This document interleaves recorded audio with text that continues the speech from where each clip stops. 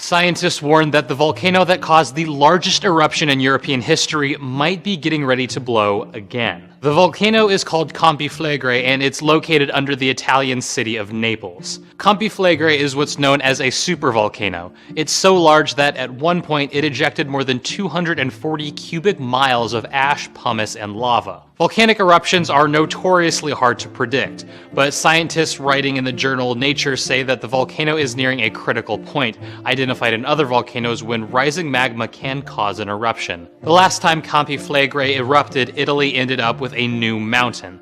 That was all the way back in 1538, and it was a relatively small eruption. And an even earlier eruption was so large it might have killed off the Neanderthals. Despite warnings that the volcano could be about to erupt, scientists also made it clear that they couldn't say when or even if it would actually go off. Tuesday, after a volcano erupted in the Aleutian Islands that reportedly sent ash thousands of feet into the air, the Alaska Volcano Observatory issued its highest alert level for aviation. The Bogoslov volcano on Bogoslov Island, which is part of the Aleutian Islands, briefly erupted about 4 p.m. Alaska time. Pilots told the observatory that a cloud of volcanic ash rose to 34,000 feet. At about 6 p.m., reports said that the cloud had mostly dissipated and did not pose air quality problems for local communities. Later, the alert level was downgraded because activity had subsided.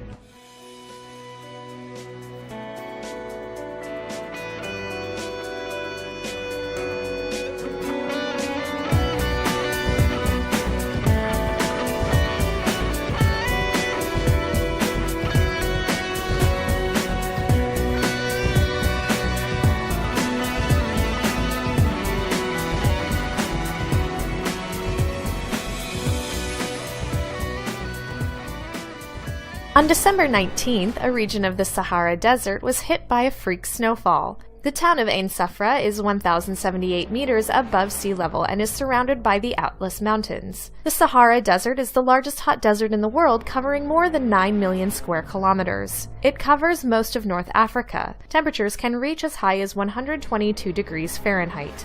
What are these guys doing outside in the cold with a big hole in the ice down in Antarctica? They're not ice fishing.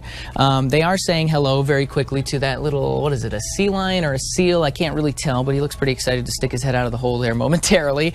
These guys are studying how climate change is affecting the world under the sea, and so they are putting a camera down in that hole, and they see this entire ecosystem. The other thing you really notice about this video that I think is really interesting is that you notice the water's not moving very much. Now, there are some currents down under the ice, but, you know, generally the water would be moving a lot more than this if you just go down under the ocean straight up rather than under the ice. So that's pretty cool. But look at all that color down there. You've got these huge ecosystems. Starfish, sponges, algae, worms, all that kind of stuff. Something you don't think about every day when you think about Antarctica is what's underneath it, and it looks pretty cool. In the wake of the Christmas market attack in Berlin and the recent slaughter of Egyptian Christians as they worshipped in Cairo, Christians around the world are bracing themselves for more possible attacks this Christmas. In Pakistan, Christians are a tiny minority in the Muslim-dominated country. This will be the first Christmas the Amants will spend without the youngest member of their family. 16-year-old Wasib was an athlete who enjoyed playing cricket. He loved studying math and English and planned to eventually earn a PhD in engineering. Last spring, Wasib was killed in a terrorist bomb attack against Pakistani Christians celebrating Easter in a popular city park.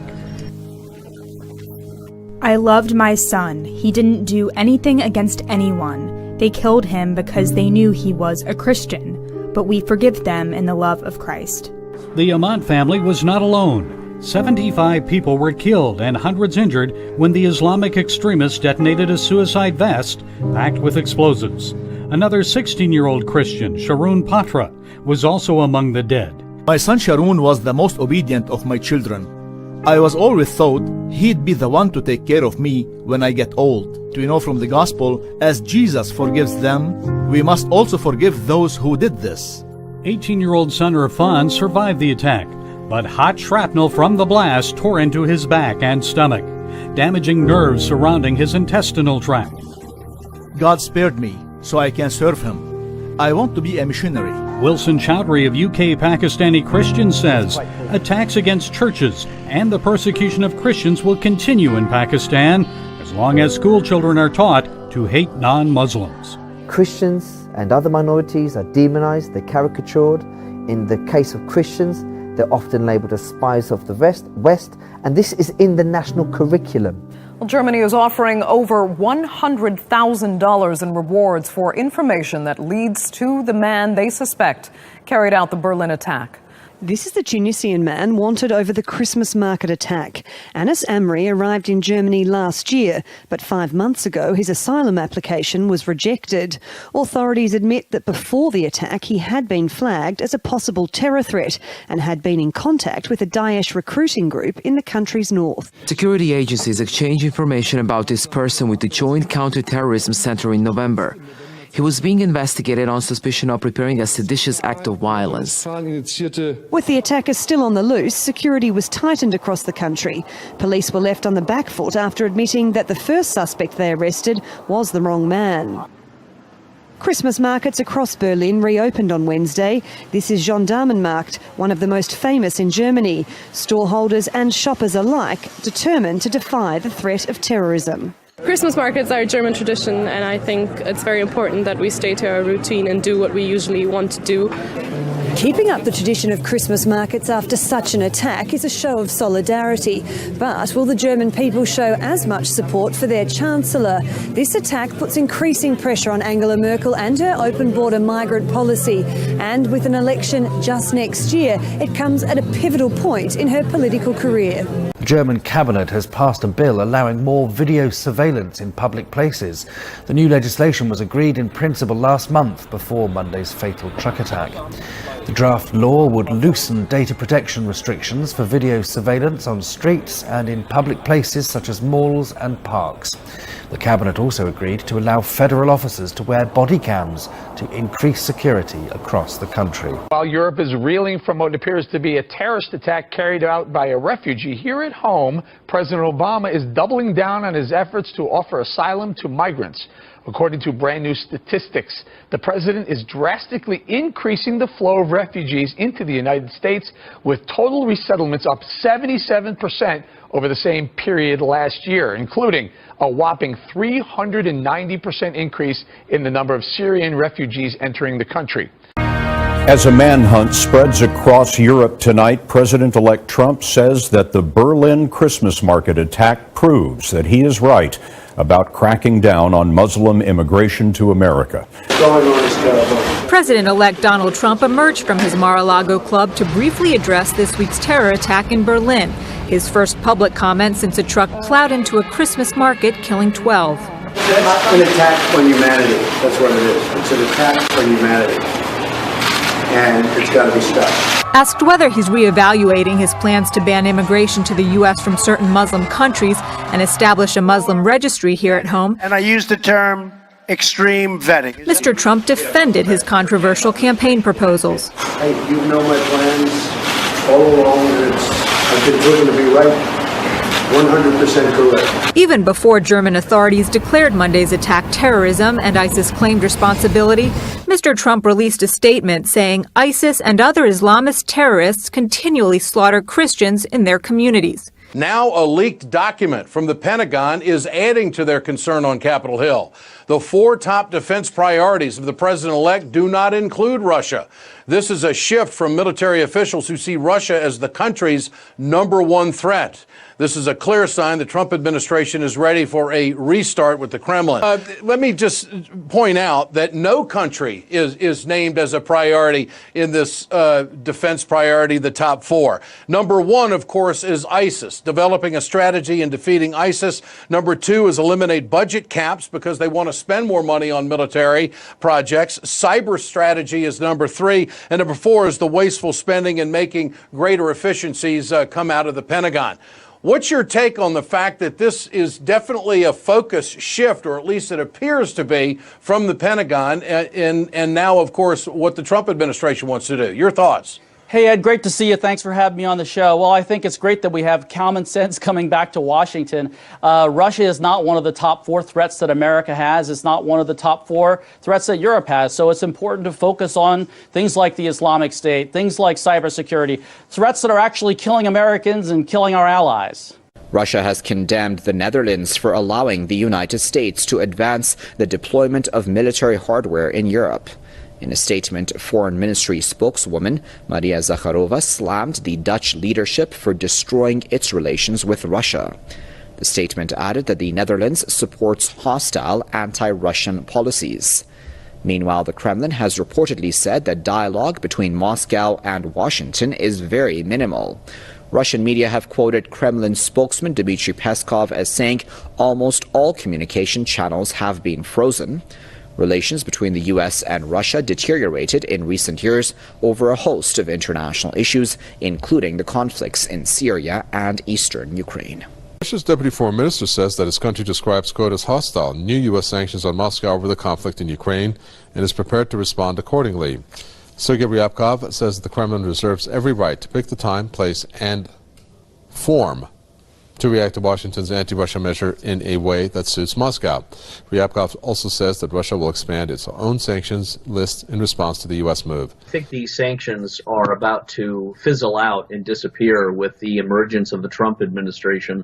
I think this is President Obama's last gasp at trying to start a war, and he's been effectively waging economic war as well as psychological war against Russia. According to Ukrainian officials, dozens of mini-drones supplied by the United States are prone to jamming and hacking.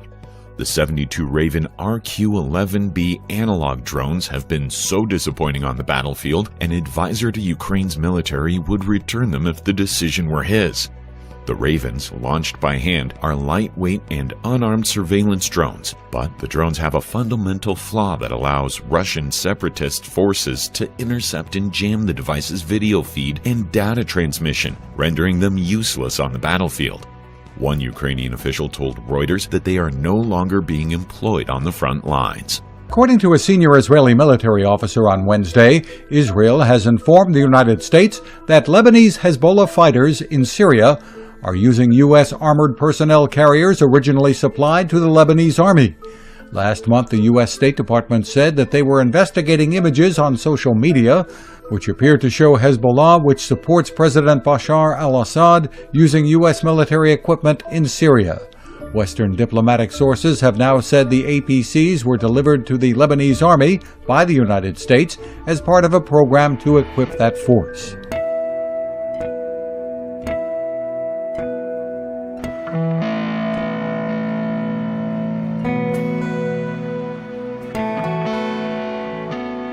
Further north, near the city of Al-Bab, the Turkish military says 14 soldiers have been killed and 33 others wounded in fierce clashes with Daesh militants.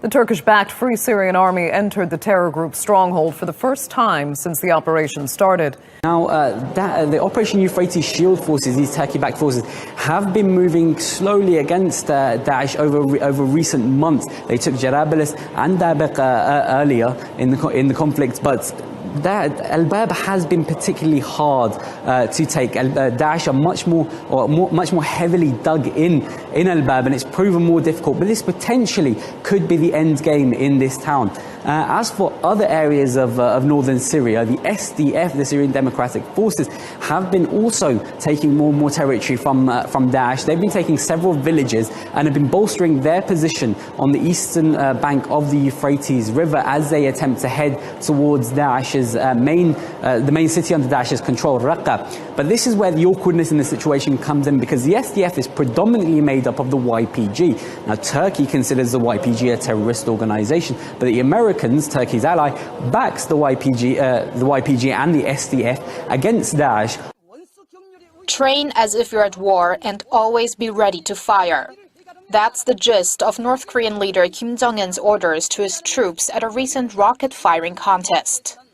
North Korea's state-run Korean Central News Agency reported Wednesday that Kim observed an artillery contest involving multiple launch rocket system batteries and called for intensified exercises both day and night so the troops would be capable of hitting targets any time. MLRS batteries are known to fire projectiles over a distance of some 40 kilometers. According to the KCNA, Kim Jong-un also observed a nighttime combat flight drill to ensure the country's fighter jets are ready for a sudden and precise raid on an object at night. Also part of this are the North's artillery drills, which focus on striking military targets in South Korea, and a simulated attack on the presidential office of Cheongwade earlier this month. South Sudan is on the brink of genocide, and the U.S. might be able to stop it. One estimate says some 50,000 people have died in just the past 2 years, but the world has largely stopped watching. Civilians are suffering the most. Nearly 3 million people have been displaced. The U.S. is intertwined in the conflict there and is South Sudan's largest source of funds. The U.S. helped South Sudan gain independence, but as political turmoil has increased in the country, the U.S. has threatened to stop offering aid. This week, the UK's Charity Commission dismissed an application to verify Jediism as a religion coming from a group calling itself the Temple of the Jedi Order. The commission ruled that its statement that material drawn from Star Wars films, books, and other media were not considered to be sufficiently serious. The first Temple of the Jedi Order ranks as one of Britain's biggest faiths after 390,000 people submitted it as their religious practice in a census back in 2001. The first temple is an entirely web-based organization, and the Jedi are predominantly, if not exclusively, an online community. 49-year-old Marlene is an events organizer at a public library in the Belgian city of Antwerp. She's been living as a woman since 2005, but has no plans to undergo gender reassignment surgery. Until now, that means she can't change her gender on official documents and is still registered as a man. I decide. I need to decide for myself. I know who I am, not people telling me who I am. So I don't need a doctor telling me that I'm a woman, because I know what I am. And I don't need a doctor telling me that I can change my first name, because my first name is important to me, but not for the doctor. A new law in Belgium is soon to make it possible for people like Marlene to change their gender legally without approval from doctors. The transgender bill is expected to pass through the Belgian parliament. The transgender bill was proposed by two centre-right politicians, but has broad support across most parties here at the parliament in Brussels. But the bill would allow children as young as 12 to change their names to fit their gender identity. Far-right groups say that's going too far. It's completely crazy. It's not logical. It doesn't make sense. If you're still male, you put on your passport you're female. There should be an operation before it. It's common sense, common logic. Republicans want to pass the First Amendment Defense Act, FADA, which will likely succeed because of a Republican-controlled House and the backing of President-elect Donald Trump. The act will protect the rights of all entities to refuse service to LGBTQ people based on two sets of beliefs. One, marriage is or should be recognized as the union of one man and one woman, or two, sexual relations are properly reserved to such a marriage. FADA allows individuals and businesses to sue the federal government for interfering in their right to discriminate against LGBTQ people, and would mandate the Attorney General defend the businesses.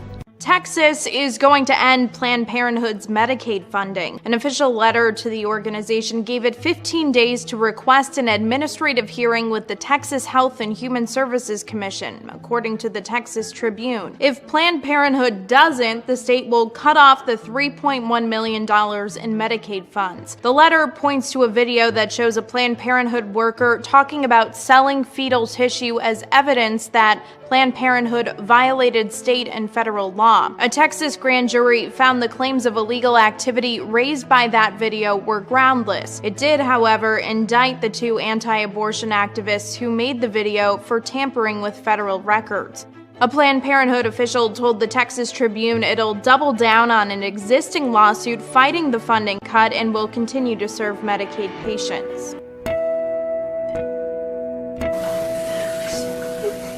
Hey, buddy.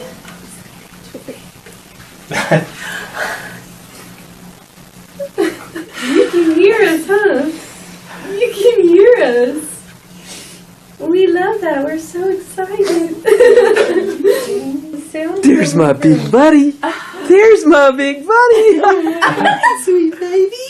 Aren't you? Hi. This is the coolest day ever. Hi, handsome boy. There's my boy. Hey, Bubba. Well, a young student gets a roadside lesson in driver safety and a lesson in looking sharp. It seems Trevor Kenny was speeding in Wisconsin looking for a friend to help him tie his necktie before a big class presentation. A police officer pulled him over and then showed him how to tie the perfect knot. He knows how to tie ties, and I honestly don't know how to. Where's your tie? Right here.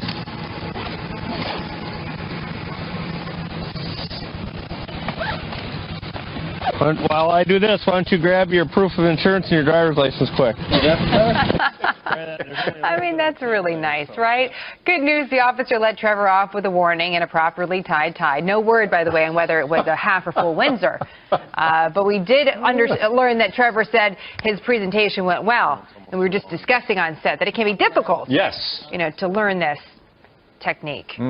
So, way to go, Trevor. And way to go, cop. Good for you, officer.